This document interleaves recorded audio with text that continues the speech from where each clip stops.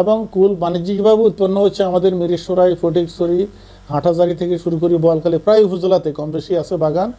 প্রথমে আমরা করার জন্য টুকটাক হয়তো 2-4-5 শতক জমিতে করতাম খাওয়ার জন্য। এখন দেখে যথেষ্ট লাভবান হচ্ছে। আপনি 1 বিঘা জমিতে ধান চাষ করলে বললাম না নেট লাভ কিন্তু নাই, কিন্তু আপনি কুলের ক্ষেত্রে যদি আপনি করলে দেখা গেছে 50-60 হাজার টাকা লাভ পাইতেছেন শুধু নেট প্রফিট।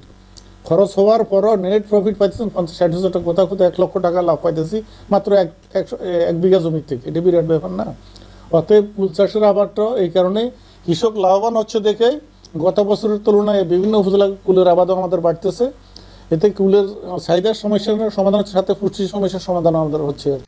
এই কুলটার নাম হলো যে পাকিস্তানি কাশ্মীরি। এই কুলটা মানে খুব ফলন খুব ভালো হয়। আমরা প্রথমে 5টা গাছ রোপণ করছি। 5টা গাছ রোপণ করার পর এখন আমাদের 200 ফলন দেখে আমরা এখন 200 গাছ লাগাইছি। এই গাছগুলোর বয়স হলো যে 1.5 বছর। 1.5 বছরে এই গাছগুলো অনেক বড় হয়ে যায়, আর ফলনও আল্লাহর রহমতে বাম্পার ফলন হয়। সেই জন্য আর মিষ্টির দিকেও অনেক মিষ্টি, কারণ এটা পাকিস্তানি কাশ্মীরি। ইন্ডিয়ানে যে কাশ্মীরিটা ওইটা একটু কষ হলেও এটা কিন্তু কষ নাই, এটা খুব মিষ্টি। আমরা 2 ভাই, আমাদের অনেক পরিত্যক্ত জমি ছিল। জমিগুলো আগে সবগুলো পরিত্যক্ত ছিল। আমরা এই জমিগুলো কিভাবে কাজে লাগানো যায় আমরা এটা চিন্তা ভাবনা করলাম। পরে আমাদের বোয়ালখালী কৃষি সম্প্রসারণ অধিদপ্তর কৃষি অফিসের সহায়তায় আমরা এই কুল বাগানের আলোচনা করি। কুলের সন্ধান এই বল সুন্দরী জাতের কুলের সন্ধান পাই। এখান থেকে আমাদের বাগান করা শুরু। তো আল্লাহ রহমতে আমরা 3 জাতের কুল লাগাইছি আমাদের 2 একর এরিয়ার কুল বাগানে। আমাদের প্রধান কুল হলো বল সুন্দরী আপেল কুল, ভারত সুন্দরী কাশ্মীরি। তার মধ্যে আমাদের এবারে 400 গাছের মধ্যে আমরা প্রায় 5 থেকে 6 লাখ টাকার কুল আশা করতেছি।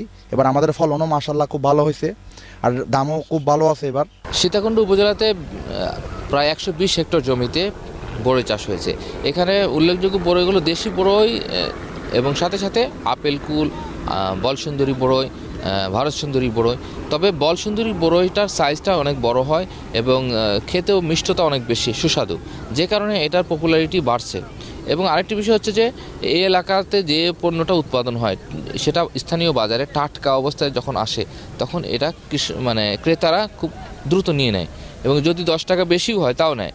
কিন্তু উত্তরবঙ্গ বা অন্যান্য জায়গা থেকে যখন একটি পণ্য আসে, এই আসতেই সেটার একটা চেহারা খারাপ হয়ে যায়, তার টেস্টটা একটু চেঞ্জ হয়ে যায়, সেই কারণে সেটার পণ্যর মূল্যটা একটু কম থাকে। আরেকটি বিষয় হচ্ছে সীতাকুণ্ডের এই পাহাড়ি অঞ্চল এবং তার আশেপাশের অঞ্চলের মাটিগুলো একটু অ্যাসিডিক মাটিতে যেসব ফল হয় তার মিষ্টতা বেশি হয়, সে কারণে টেস্ট বেশি এবং পপুলারিটি বাড়ছে।